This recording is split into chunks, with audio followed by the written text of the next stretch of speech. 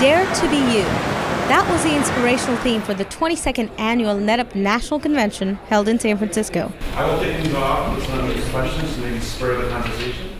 From continuing education workshops and panel discussions to professional development, one could take their pick on how to spend their Labor Day weekend. As a team, do we have all the skills that we need to execute on it and come to fruition?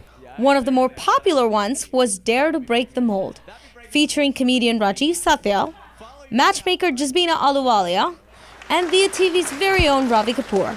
I'm Jasbina Ahluwalia, and I'm the founder of Intersections Match, which is the only personalized matchmaking and dating coaching company for Indian singles in the country. And welcome. I'm Ravi Kapoor. I'm the founder of Via TV, which is the country's first ever South Asian broadcast TV network. So think of us as a Univision for the Desi market.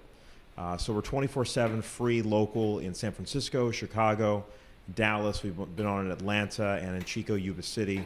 And the goal is really to connect our community for the first time in mainstream America. I'm Rajiv Satyal. I'm a stand-up comic. I am based in Los Angeles. I'm from Cincinnati, Ohio. And I've been doing stand-up full-time for 7 years, 10 years total. And I guess we'll get to the rest of the details as we proceed. Well, I guess I went the traditional career path for someone who's going to be an entrepreneur, dating coach, and matchmaker, which is law school, a year in med school, and studied philosophy undergrad and did some grad work in it. So basically, that said, I will say that I actually feel every one of those feeds into what I'm doing to some extent. I really think life is this journey, and it's not necessarily, like you're saying, formulaic. It's not point A to point B. It's just choice points along the way, and you're just kind of navigating them. Yeah, I'd say that I think a lot of people go through with what you're saying right now, which is like, I want to do something different, but what is it? That's fine, you're a stand-up, but that's fine, you can sing. That's fine that you know a lot about string theory. It's like, but what's my thing? And I think that's the work I do. I don't want to give it away right now. I mean, I can charge a lot for that. So, but that's honestly, like, uncovering like what your passion is hard. I guess dovetailing with what you said about finding your passion, I mean, really look at your life and like where are you in your element? Where are you really in your zone? It doesn't have to be anything career-wise, but if you go through your day-to-day and if you kind of keep sort of a log of it and like, where's my energy up? What really feeds me?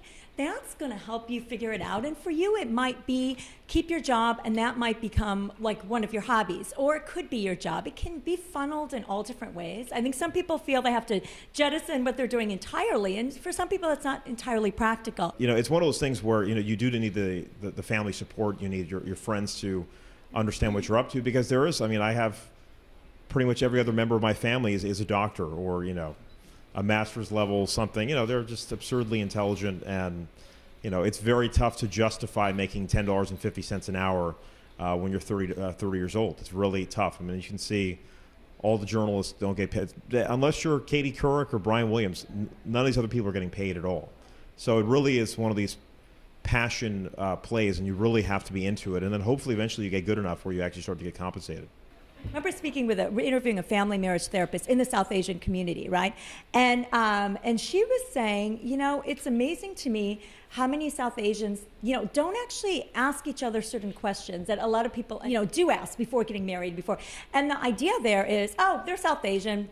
They have the same ideas about this, that. But I think we all are actually a little bit more multidimensional than that. I really believe. I mean, I think this, these two on the panel, they exemplify that. And I think because we are more multidimensional, let's give each other credit. Let's not assume what that, one monolithic community is, and that there's kind of a one voice because we have a lot of different ways of expression, a lot of things, and I think that's really important to keep in mind. If you look at the immigration, why did people the immigration? It's what ends up happening with a society. It's so weird because our parents tend to be very risk averse people, right? But what they did is they left. My parents left when they were 21, 22. India, traveled to the other side of the planet in the 70s and started a life here. What could be riskier than that? Nothing. That's why, and it's interesting, it sort of fosters this idea of like, well, my kids then shouldn't take risks. They did. But what ends up happening is a society is built, right? So it starts safe. People become doctors. Then engineers used to be sort of failure. You didn't become a doctor. Now engineers are like, oh, well, you're an engineer. It's like a doctor. Then there's lawyers. Then there are business people. Then there's all that. So entertainment, let's be honest, I mean, I do believe it changes the world, but it is not necessarily like a doctor is. I mean, I'm not, people are like, oh, you have the hardest job in the world. I'm like, no, I think Obama's job is harder than mine. I think being a Navy SEAL is probably harder than my job. But, you know, it is that idea that it is spreading. Like, entertainment is the last part that it is going to reach, or entrepreneurship or something. So that's happening as a natural consequence of time. And I think the way that we can foster that is by supporting each other. But it's an interesting, different way of thinking. And you'll notice some of the things I've said in terms of sort of the progression and the choice points and the curving. And for me, it is living your life in alignment with your values, okay? Because I think goals come from your priorities, and I think priorities come from your values. And when you're living in alignment with that, for me, that's my success. And so what I'm doing now is, you know, how I spend my time in terms of, I like that concept of investing your time or wasting it. I like to invest my time, but the best way for me to invest my time is, you know, in alignment with my values.